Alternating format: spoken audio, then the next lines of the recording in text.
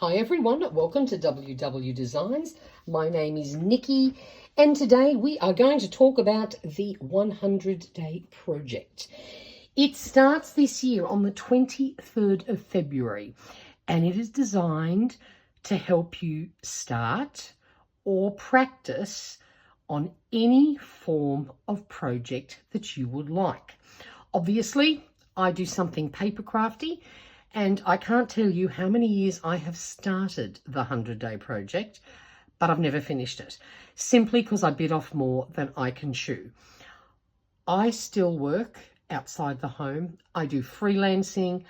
I make YouTube videos. I'm pretty busy. So I've done things like 100 tags, and the whole idea was to decorate a tag every day. Never finished it.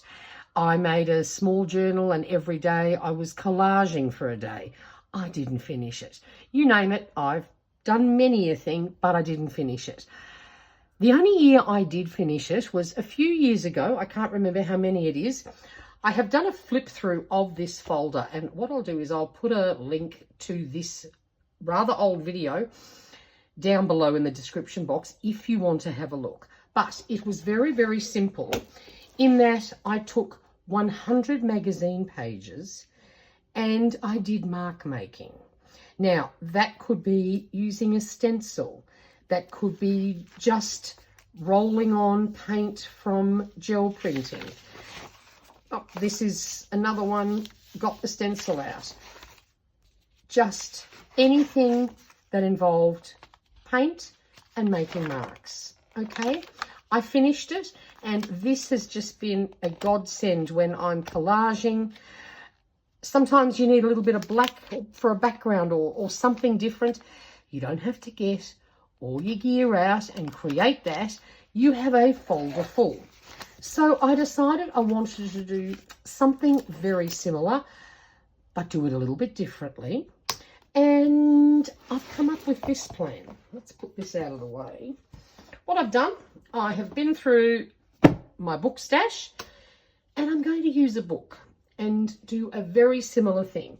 So my guidelines to myself were to find the largest paperback book in my stash, simply to give myself a little bit of decent space to create all this collage fodder. And I wanted it to be a nice story because I want all the print in the background. Obviously, it does create extra interest, but I didn't want it to be a nasty book that maybe had words that were grim and not pleasant, because quite often you will see them through that. I also made sure I picked a book that had at least 200 pages. This one has way more than that. Now, I know it's the 100-day project, but I want 200 pages. Because I'm only going to use this side of each page. I'm going to leave this side blank and just work on every odd numbered page. The other thing I'm going to do very shortly is I'm actually going to date the back corner of each page. So the day that I'm starting, the 23rd of February, and I will date all the pages. We all have to be a little bit realistic when you're doing this project.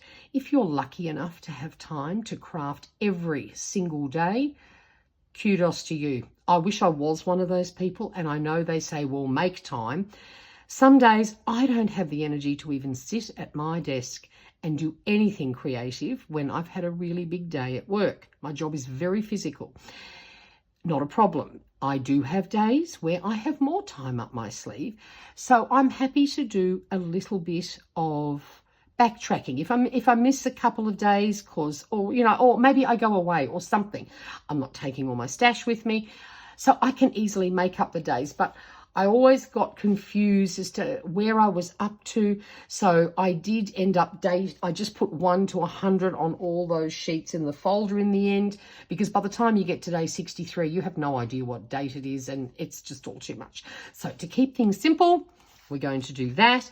And the only other thing that I will have handy with this, I have to get a piece of packaging or a laminate sheet just to put down in between 2 pages so that if I have anything wet and leaky, that it doesn't destroy the next page after I've gone to all the trouble of updating the back page.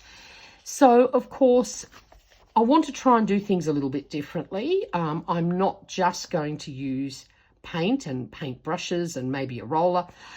I'm going to have a little bit of fun with this. I'm going to go through the kitchen and find some kitchen utensils or some junk and actually do some mark making that's a little bit different. But then again, if I'm having a painty day, painting something else, and I have excess paint, you can very quickly get a day done by simply putting the excess paint on here. That is something I use so often when I'm doing collaging, so it's a really worthwhile pursuit.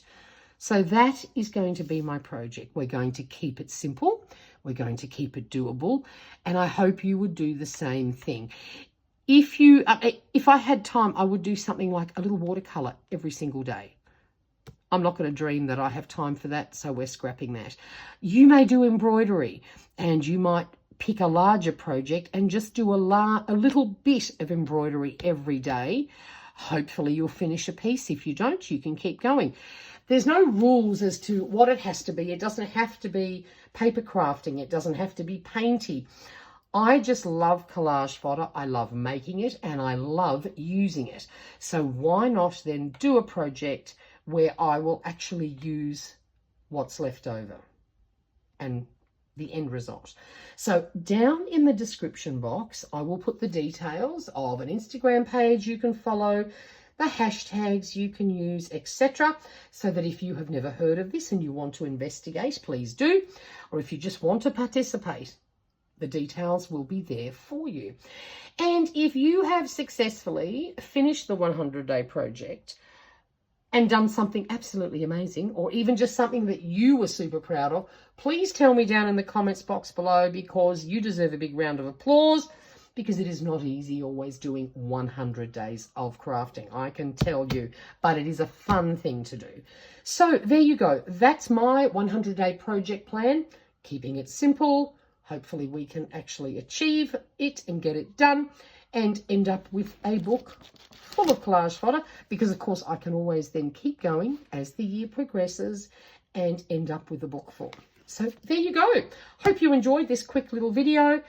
If you have any questions or anything, you know what to do. Leave them in the comments box below, and please give this video a thumbs up so that other people can find my videos, because they may be of interest to them. So thanks for watching. Until next time, stay safe and stay healthy. Bye for now.